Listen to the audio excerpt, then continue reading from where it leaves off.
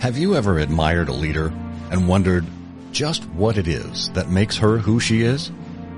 How he came to embrace the things that advanced him? Welcome to Timeless Leadership, where we look at the principles that define success. This is a show for leaders at all stages of their careers who aspire to understand what it truly means to be a leader. And who is a leader? John Adams said, "If your actions inspire others to dream more, learn more, do more, and become more, you are a leader." Together, we'll explore key principles, not only in the sense of the fundamentals, but also in the ethical sense. The habits, character traits, and virtues that form the backbone of leadership. Principles that are just as relevant and essential in the 21st century as they were in the first century. This is Timeless Leadership. Hello and welcome to Timeless Leadership, where we explore principles and virtues that accompany successful and admirable leaders. I'm Scott Monty, and if you aren't yet subscribed to the Timeless and Timely newsletter or the Timeless Leadership podcast, where I regularly write about and cover these topics, please do so at www.timelesstimely.com. And if you haven't given us a rating or review on Apple Podcasts, I'd really appreciate you doing that. It helps other people find the show. This week, we're exploring collaboration together. Now, collaboration is a word that gets glossed over far too much. We take it for granted. Now, the word itself, collaborate, comes directly from the Latin collaborare, literally to work together. And it's a wonderful example of the English language working perfectly at times. It happens so infrequently, it's wonderful to see it like this. So think for a moment about what the ancient Romans had to accomplish in their day. You know, they began as a small Etruscan settlement, eventually establishing the city of Rome and all its grandeur, and then expanded that to an empire that extended from one end of the earth to the other. The Romans erected grand buildings and monuments. They established an intricate system of roads across the empire. They built aqueducts and sewer systems to support the populace. Now, this didn't happen because of Augustus or Hadrian or Constantine. It happened because the Romans worked together. They collaborated. Even with their harshest enemies, they gave them the option of assimilating cultures or, well, becoming slaves. Now, those who assimilated worked together with the Romans to build greater things. And while we consider collaboration just another day at the office or another day on Zoom, it's core to how we show up and how we should expect others to show up. For only through working together can we build greater things. Renowned for his strategic and operational leadership and working together, Alan Mulally transformed a struggling Ford Motor Company into one of the world's leading automobile companies and the #1 automobile brand in the United States. Named number 3 on Fortune's list of world's greatest leaders and one of the world's most influential people by Time magazine, Alan Mulally's leadership as president and CEO of Ford Motor Company has been hailed by consumers and industry experts alike. In 2006, Ford suffered a $12.7 billion loss and a significant degradation in their stock value. With Alan's leadership to formulate a compelling vision, a comprehensive strategy, and a relentless implementation plan, Ford was able to develop a world-class product line of cars and trucks with ever-increasing productivity and to deliver profitable growth for all the company's stakeholders. Alan has become a go-to thought leader on strategic and operational leadership and his working together management system that he applies to leaders to encourage them to explore their own set of working together skills as applicable to their industry and particular organization. Prior to joining Ford, Alan led the transformation of Boeing into the #1 commercial airplane company and aerospace company in the world. There, he served as executive president of the Boeing Company, president and CEO of Boeing Commercial Airplanes, and of Boeing Information Space and Defense Systems. And if that's not enough, Alan has been named one of the 30 world's best CEOs by Barron's Magazine and Chief Executive of the Year by Chief Executive Magazine, among many other accolades, including being inducted into the Automotive Hall of Fame in 2016.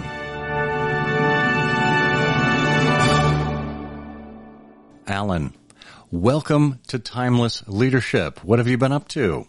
Well, first of all, good morning to you, Scott, and I'm glad to be with you. And I am retired now from the Ford Motor Company, and also I'm retired from the Boeing Company. And I was honored to serve both those great companies, and I'm now serving on the board of Alphabet and Google and the Mayo Clinic and Carbon 3D and also Blue Current. And I've also really enjoyed teaching about working together and leadership and also consulting. And it's good to be back with you again. Well, why don't you tell me a little bit about who some of the leaders were in your life that inspired you? Maybe leaders that you read about or whose work that you had read, or maybe who you experienced firsthand in one form or another. Well, it's a very interesting question because I have been asked a lot about that. And my answer might sound a little bit different than what you would normally hear, is in that I have learned so much from every person that I have worked with or interfaced with, starting with my parents, which had a lot to do with the formation of me as a person and as a leader. My church leader, my teachers, the kids in the class, and then all the way through, high school and then college, University of Kansas, and engineering and Boeing and Ford. And it's interesting because I've learned maybe some of the most important lessons from people that I didn't want to emulate or be like. And so it was always really interesting to me to be on a journey of lifelong learning and continuous improvement. And so I knew where I was going. I knew I wanted to be a working together person and work together for the greater good. And so I learned everything I could from every person I dealt with about what really works and especially what works for me and what works for others. What a great spirit, a great attitude. I hope other people kind of pick that up along the way, because I think these are part of the leadership lessons that you provide to us. And in that spirit, when you think about the times that you were in at Ford and Boeing, each of these institutions had a crisis that they were working through. At Boeing, 9/11 happened while you were there, which was pretty significant to the airline industry. And then, of course, what you had when you stepped into Ford in terms of a financial debacle. How did you meet those challenges? And particularly, I'm thinking about your time at Ford. When you arrived, you said you were an airplane guy who came to the industry that had always been dominated by automotive people. How did you overcome some natural doubts that people might have had? Well, good questions. So kind of going back to Boeing and Ford. So I had the honor to serve at Boeing for 38 years, and then also to serve as a leader of Ford for 8 years. And I also had the honor to serve on the design team of every Boeing airplane that we're all familiar with, the 707, the 727, the 737. I love to say these names. The 747, the 757, the 767. I was the chief engineer and the program manager for the 777 airplane program. And then as a CEO of Boeing Commercial Airplanes, I helped launch the 787. And if you look at all of the airplanes that are flying today in the world, nearly 70% of the seats are in Boeing airplanes. And so to have the honor to serve and create safe and efficient transportation was phenomenal. Also, we, Boeing, bought McDonnell Douglas. And at the end of the Cold War, and we were going to integrate, U.S. was integrating all of their aerospace capabilities.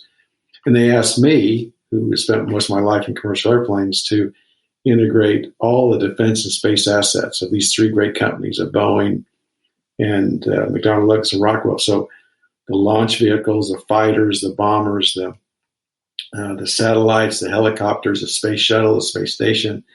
And so that was so exhilarating, but it was really a big deal. It was a big deal as a challenge as was 9/11 at commercial airplanes. And because it really needed working together. And so throughout all my career at Boeing, it was always about teamwork. It was always about clear, compelling visions, a strategy for achieving it, and then also the relentless implementation of this creativity and this innovation. And then to the essence of your question, I never thought I was going to leave Boeing. And I had some offers, of course, along the way. But I loved Boeing. I had one more airplane that I wanted to help launch, and that was a replacement for the 737 and the 757. Then I get this call from Bill Ford. I'm going, whoa, Bill Ford, the great grandson of Henry Ford. And of course, if you're into innovation and engineering, Henry's one of our heroes. And safe and efficient transportation changed the world again. And so I was very fascinated by this. I asked Bill all these questions, and Bill's a great leader and really neat person, and what was happening. And the more he shared with me, Scott, the worse it got. I mean, it was just, they were in really deep trouble. They had become very regionalized. They had no synergy. It was very hard for them to compete against the world-class companies. And also, they had become a fast follower on technology, so they weren't competitive with their vehicles. And they also had labor agreements that weren't competitive, and they couldn't make money on any of their vehicles. And they also had purchased Aston Martin and Jaguar and Land Rover, Volvo and Mazda. So everybody didn't know what the blue oval stood for anymore, and because there's a house of brands. So clearly it was a pretty tough situation. The first forecast I saw for profits for the entire year when I arrived was a $17 billion loss, and we achieved that. So this clearly wasn't a forecast accuracy issue. This was we needed a different vision, a different strategy, and a plan. And of course, to your point, I was coming from, I didn't realize this at the time, but I was the first CEO in the automobile industry that did not grow up in the industry. And so they wanted to know who this person was. And I remember the first press conference, to your point, Bill walked me out. All of the press were there from all around the world. They wanted to see who this guy was, this new CEO of Ford. And then Bill went over and sat down. So I had an impromptu press conference, and I just had gotten there. And so they started asking me all these questions, and I know how bad it was, and blah, blah, blah. And one of the journalists finally said, "So, Miss Mulally, with all due respect, we're in a horrible situation, and you are from the aerospace industry, and you don't know anything about how complex this industry is, including the products. So what does it mean to us that you're here and you don't know anything about our business and how complex it is?" And I said, "Well, I sure agree with you. It's a very complex business, starting with the vehicles themselves. And you think about these fabulous cars and trucks. I mean, they average around 10,000 parts. And you think about the quality and the fuel efficiency and the safety and the systems engineering, very sophisticated products. I might point out, as a leader of the 777 airplane, that it has 4 million parts. It flies halfway around the world, and it stays in the air." The next day, 3-inch headlines in the Detroit News. I think we got the right guy.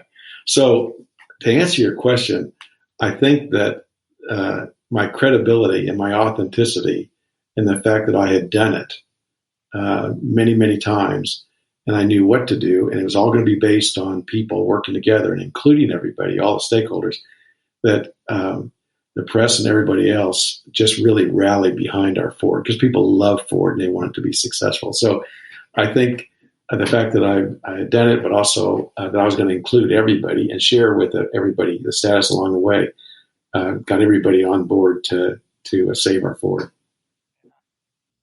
I love that story. It's a perennial favorite. And I could listen to you tell it 15 times and I would still love it just as much.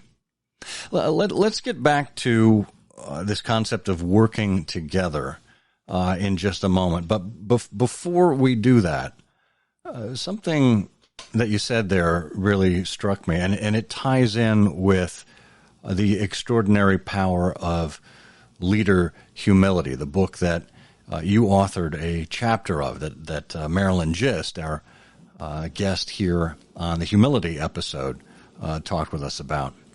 And you talked about your authenticity, and I think part of your charm and your authenticity is your humility. And it doesn't come off as disingenuous. It's entirely inherent and believable. And one thing I noticed was that in the transition, when Bill Ford decided to step out of the role of CEO, look, this is the great-grandson of Henry Ford, of the founder of the Ford Motor Company. And he had the humility to say, Bill had the humility to say, hey, I'm not the right guy for the job. Can you talk a little bit about what humility means in terms of doing things that might not seem like what a leader in the traditional sense might do? Scott, that's a really thoughtful and insightful question because, and just a little bit more about Bill Ford, when he was recruiting me, I actually ended up declining because I wanted to create the next new airplane at Boeing. And he said to me, Alan, if you need to be the chairman and the CEO to come to Ford to help save us, I'll give up being the chairman also. I mean, wow. And my answer, Scott, was, Bill, if I were to come, I would only come if you would remain as the chairman and I would be the CEO and we'd have a partnership, because what we have to do to save our company is going to take both of us. And you're the titular head of the Ford family, and we all have to be aligned with what we have to do. And he told me later that was one of the most incredible things anybody had ever told him. And you think about the humility in the best sense of the world is that we only know what we know, and we all know what we do know is a very small portion of what there is to know. So to appreciate that and know that you're going to join with your talents, but you're also going to utilize all of the talents is the most unbelievable, extraordinary value of leadership humility. Mm. Well, that's perfect, because that gets us directly to working together. Now, this is a principle that you have expounded upon your entire career, and you've brought it together in the working together management system. Can you talk a little bit about where it came from and how working together, in particular in a crisis, is absolutely essential? Oh, you bet. And boy, is it ever.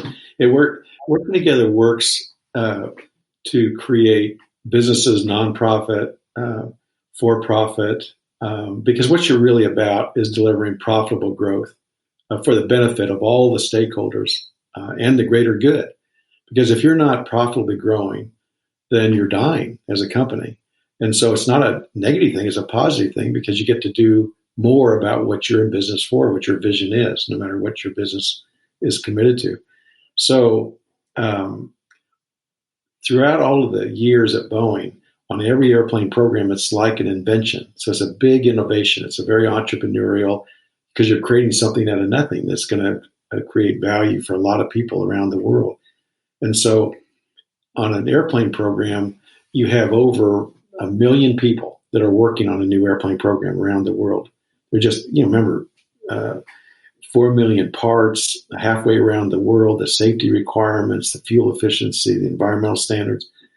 And so it's really important that everybody knows what the vision of the airplane is, but also they know the strategy and they know the plan. And that plan means not only the technical strategy, but also what's the people strategy, what's the alliance strategy, what's the performance requirements. And you're doing this over a 4 or 5 year period, and so you deliver all these requirements on schedule, and it's an invention. So you can see that working together including all the stakeholders and everybody knowing what the vision is, knowing what the strategy is, knowing what the plan is, and then also an environment and a culture where everybody knows what the status is against the plan, whether it's going per the plan or whether you have areas need special attention. That's why the color coding was always just fabulous, because every member of the team in the business plan review shares their vision and their strategy and plan for the overall program. And then they share green, is it on plan for that element? Yellow, they have an issue, but they have a solution.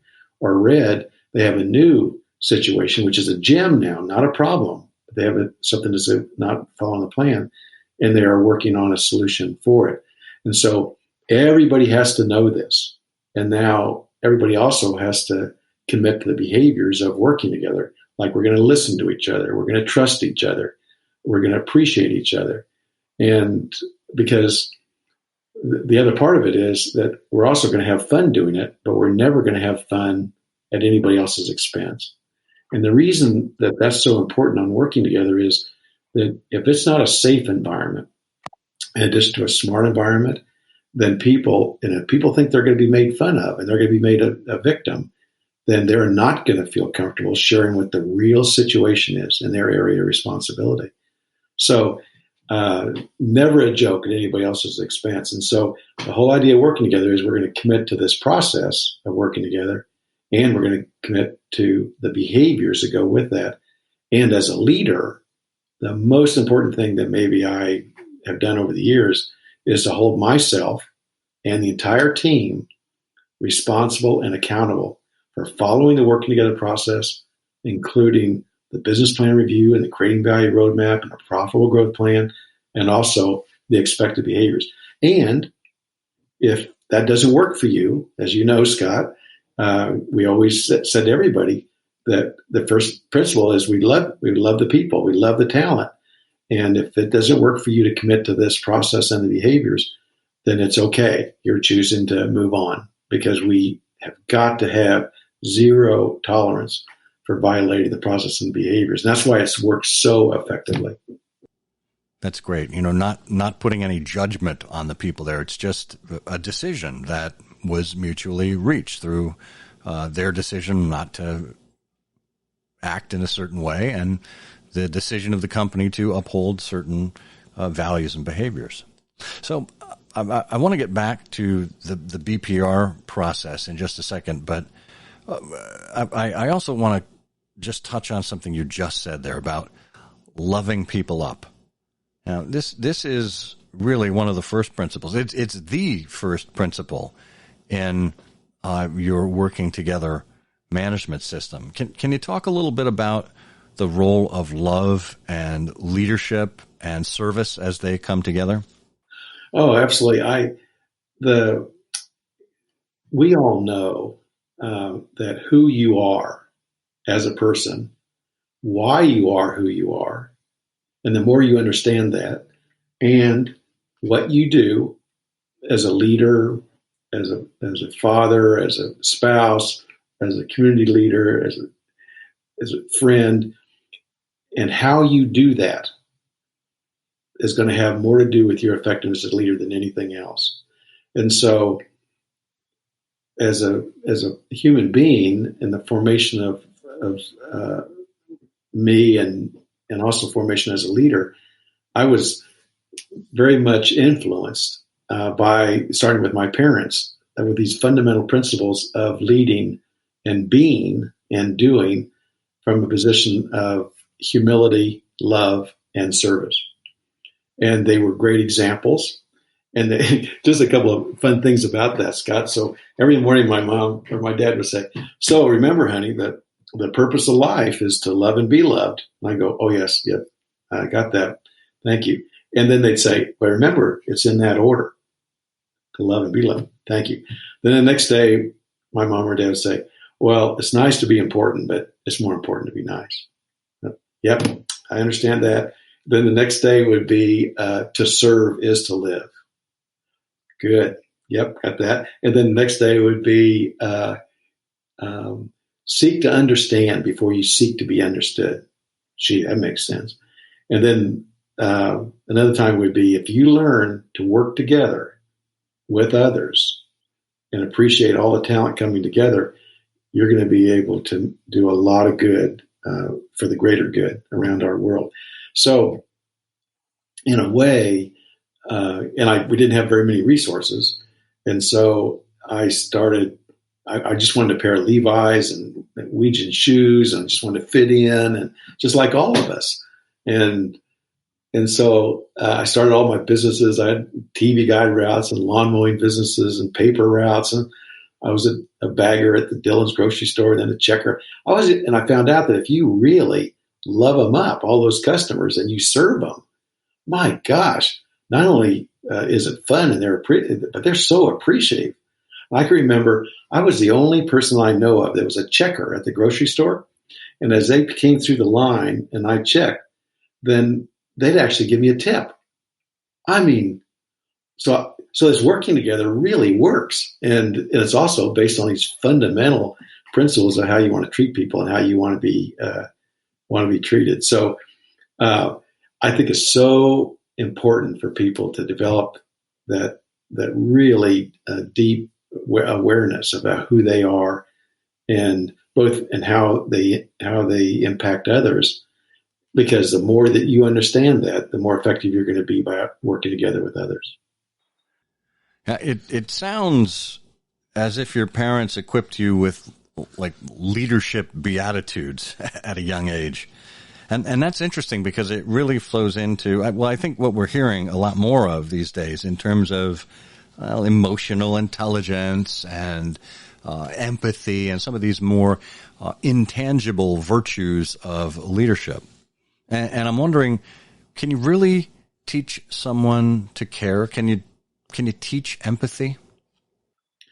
Well, that's a really important question because, and it goes back to just using one example about humility.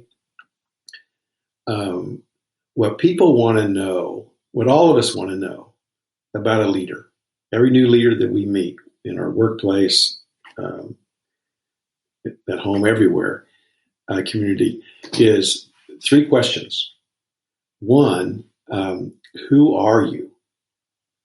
And are you here? Are you here for you? Are you here for the greater good? Is it about you or we or us? I mean, really, who are you? What are your values and what do you believe in? The second question that we always want to know is, where are we going? You're the leader. And so you can imagine just the Boeing and the Ford story or being a parent. Where are we going? And the third one is, do you see me? Am I part of the plan? And it's back to the love them up. I mean, we're human beings. We're committing our life to these great projects. And are we seen? Are we valued? Are we appreciated? And so, and we all know that, and we know that by their actions. We're not going to know things we can't see, but we're going to see their behaviors. And so the most important thing for all of us is that we demonstrate the behaviors that share with people who we are. Do we really care? And also, where are we going with clarity? And also, do you see me? Are we including everybody along the journey? Now, I think that if you really want to accomplish great things, then that's the way you need to approach it. And anything less is going to get in the way of you making the biggest contribution you can for the most amount of people. Now, how you learn that? I know how I learned it. The way I grew up initially, and then all the way through, I was so focused on service, and I also knew that I only knew what I knew, which was a small portion of what there is to know. So humility was, easy. And then the love part. We're human beings, and we get this one chance to work together and be together and do something important. And so, loving them up is just, it's just so fun to be able to do this, and so satisfying to meaningful accomplishment. And you're only going to do that if you really do appreciate others. That reminds me of that famous quote from The Little Prince. What's essential is invisible to the eye. And, I was doing a little research on that quote and found that that's only part of the quote. The entire quote actually speaks exactly to what you just mentioned. It is, quote, "Here is my secret. It's very simple. It's only with the heart that one can see rightly. What is essential is invisible to the eye," end quote. And I thought, wow, the heart that gets right to what it means in terms of empathy and loving them up, just as you said. And you can't fool anybody. People know when they're appreciated, and they know where you're coming from. And you think about, another great quote is, "Work is love made visible." So you think that if every day that we each considered what we're doing is what we love or not, then the thing that would be the most satisfying for us and everybody else that we deal with is that what we have chosen to do is what we love. And so we're making that visible. It's really clear to everybody. And once you move to a place where you're doing that, you're moving from I to we to about us to service, you're on your way, and everybody wants to be part of it. Oh, that's interesting. That move from I to we. I think as a young executive, we see a lot of young people, especially a lot of these younger folks online who are just trying to make a name for themselves, and they tend to be very individually focused. And yet, as you said, as we move further in our career, we understand the importance of working together. Maybe you can talk a little bit about how management has traditionally rewarded those who are, individual contributors with management positions. In other words, you get to be so good at a particular technical function, we're going to make you management now. And I know this happened to you at Boeing. And how does that kind of scenario either prepare or greet an unprepared person for management, which is really a very different set of skills? Another great question, and the most important thing about that question is to deal with it, because we're all going to evolve through our lives and have opportunities to grow technically on a functional skill, like you said, but also on our working together skills. And then the utmost of working together too is being able to lead multidisciplinary teams.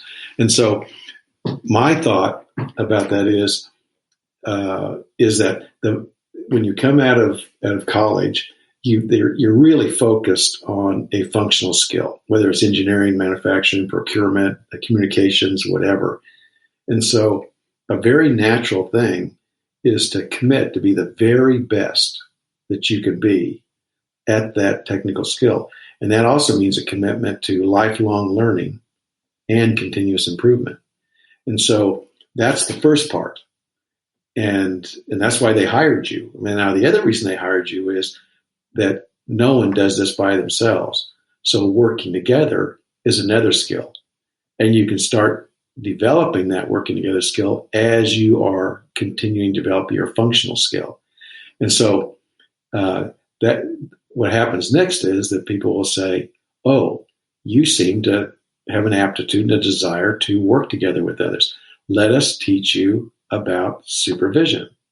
And I remember the story that you're referencing about me is that when they asked me to be a supervisor, I said, "What does a supervisor do?" And they said, "Well, we're going to assign you a dynamite employee from Caltech or Harvard or Stanford or University of Kansas, and just like yourself, and we'd like you to help them contribute and be the best they can be." And I go, "Oh, well, I get that."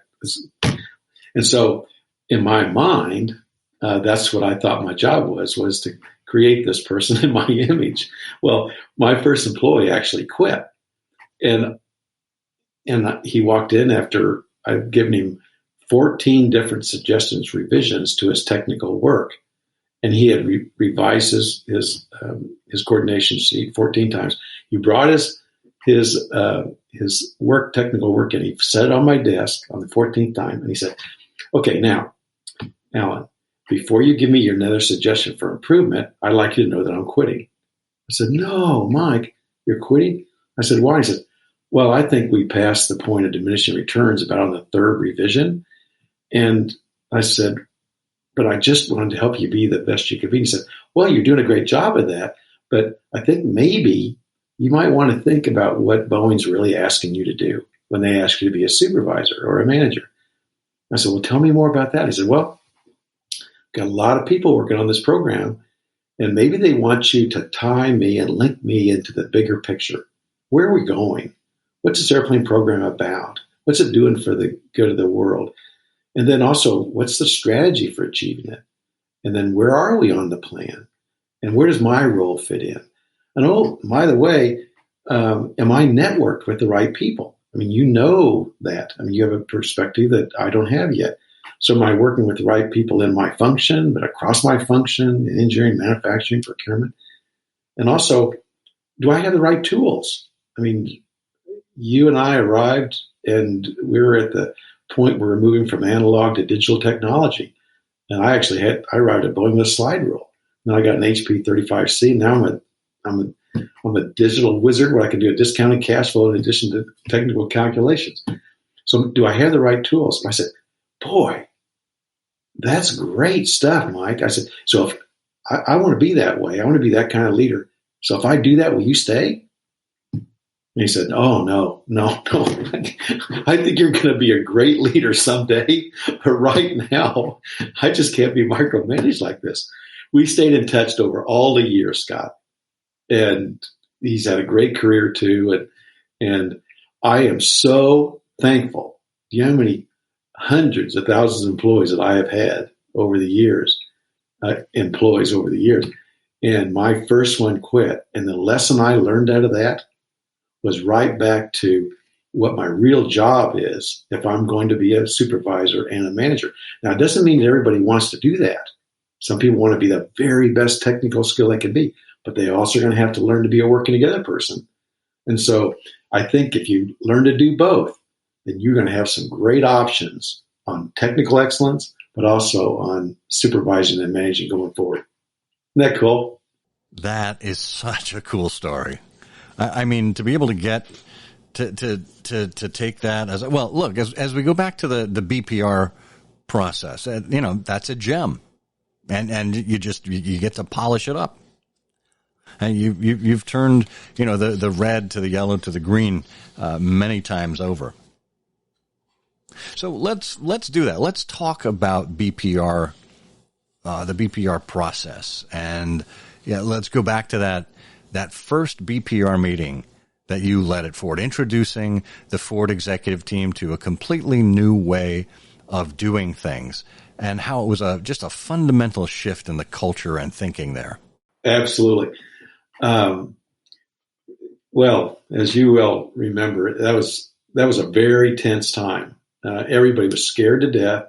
They knew we were going to lose $17 billion because we shared it with them for the first time. And they knew, and they wanted to know all about my working together and how we were going to come together on a vision and strategy and a plan and how we're going to implement it. So I shared with them the process, and especially the creating value roadmap, where we're going to define the vision, the strategy, and the plan that we thought would deliver profitable growth, deal with all of the existing reality situations.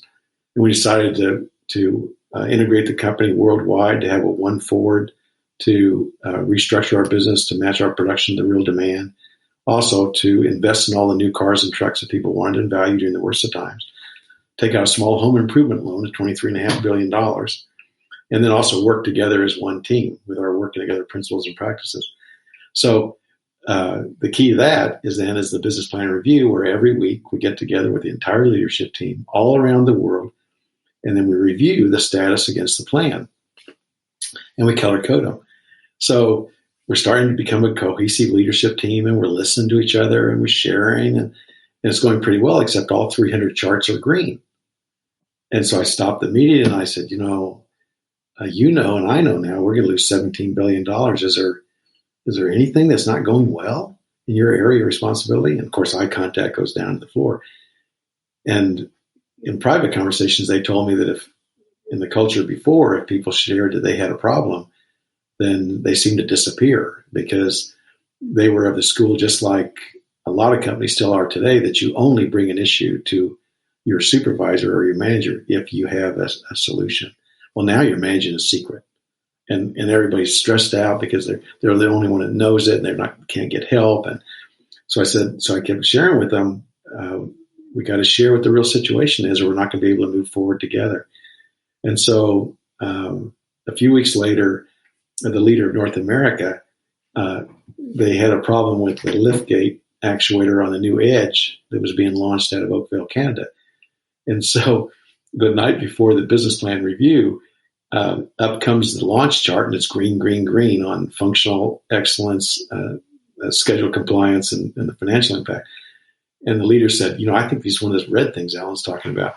And I think it was in the American Icon book, and it said, a couple of senior leaders, vice presidents, said to this leader, well, you can, color it red, but good luck. It's nice to know you. You had a great career. So he said, well, we got to trust Alan, trust this process. And so we get together the next day, the business plan review. We're going through the green charts, and we get to this launch, and up comes this red chart. And the air is being sucked out of the room, and people are looking down at the floor, and they're wondering, oh no, what is going to happen to this leader with this red item? So I started to clap. And later, they all told me that they thought that was a sign. That meant that I was going to ask the two big doors in the Thunderbird room to open up behind me. Two large human beings were going to come in, and then they were going to extract this leader because he had a red item. And I said, that is great visibility to the leader. And thank you so much for sharing it. And I said to the team, is there anything that you can think of right away that we could help this leader out? And 3 different leaders had suggestions that along the lines of they've seen this before, they'll get the data over to them. Another one, the head of manufacturing, said, you're going to need some manufacturing engineers in Oakville to get all the parts switched out. I'll get them identified and bring them up there. And so we went on to the next green chart. Next week, they're all green except this one chart. And everybody's still looking at this leader because he's still there going, whoa. And then so next week, I even moved him over closer to me. And then now they were beside themselves. This guy's doing even better. He's still the only red item. And so I kept sharing with them, this is the only way we're going to be able to do this. And so it turned to yellow, and they had a solution, and then it turned to green, and all the vehicles started flowing around the world. Guess what the color of all 300 charts looked like the next week? Like a rainbow. There's always a lot of green because there's always a lot of things going well, and you want to celebrate that in addition to the yellows and reds. And from that minute on, I knew, and they knew, and everyone knew, all the stakeholders, that these were gems. And like you said, we're going to polish them up, and we're going to celebrate them, because any entrepreneurial invention, innovation is not going to go exactly per the plan. So the key is to have an environment and a culture where it's okay to share how it's going. It doesn't escape the responsibility of working on it. You're not going to come back next week and say to everybody, I was really busy. I didn't have a chance to work on that red one. Never going to happen. And so all of a sudden, the working together and the cohesive leadership team and the way of making progress against the plan, that effectiveness just skyrockets. Isn't that fun? Well, all of this process, this transformation, it takes time. And Wall Street operates in terms of months and quarters, and businesses are under constant pressure. So how do you help preach patience to all stakeholders to make sure that the process is given enough time? Great question. And the answer lies in the purpose of business. And the purpose of business is value creation over the long term. And I'll just use one example, and that's just profits, but the cash flow is the same thing, is that great companies that are effective are growing their profits year over year. And if you just make a plot of your profits for the next 5 years and your cash flow and discount it back, that's the value of the corporation. That's 80% of the value. If you just go 5 years out. So the way to manage a business is to agree on what you're in business for, agree on the strategy for achieving it, and then look at the plan, including what do the profits look like if you make these products and services over the next 5 years, and keep working on that by continuously improving the products so that the profits go up steadily. So, of course, Wall Street does look at the near term, but what they really want to know is what are you doing on the near term that's going to create value over the long term? And so the answer to your question is share with them where you're going. Share with them. So, and then if you need to make an investment that might decrease the profits next year for the long term, they'll know you're doing that for the right reasons. I'll give you a great example at Ford. The F-150, the number one truck for 50 years. I mean, it's unbelievable. Just a fantastic vehicle that serves everybody. Their work, all their activities. Just a phenomenal vehicle because it's the neatest truck in the whole world. And so every year we're continuously improving it, and for the long term. And so one decision that we made is we decided that aluminum now would be appropriate to replace the steel on large portions of the vehicle.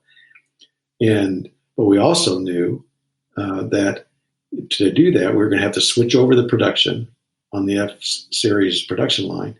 And so we'd lose a lot of production for this next year, and that would hurt the profits for the next year. But we also calculated that the fact that the vehicle got so much more fuel efficient and had more capability, and it was even more robust to the way it's used, that it would create even more value over the long term. So we told everybody that. We told all the investors and everybody. And our stock price actually went up because they knew, even though it was going to be a hit for the near term on profits, that we were taking the action courageously and with thought to improve this vehicle over the long term. So the answer is you manage the business for the long term, and you also share with everybody what the plan is. So any near-term actions you're taking that might hurt you in the near term everybody will understand it's going to create even more value for the long term. Isn't that cool? That's what the investors want to know. They're not investing just for tomorrow. They're investing for you to create value in the long term. They want you to be so successful over the long term. So what's the plan? Isn't that great? That is great. That is so great. And, you're constantly optimistic, Alan. And personally, I want to know, what does an angry Alan Mulally look like?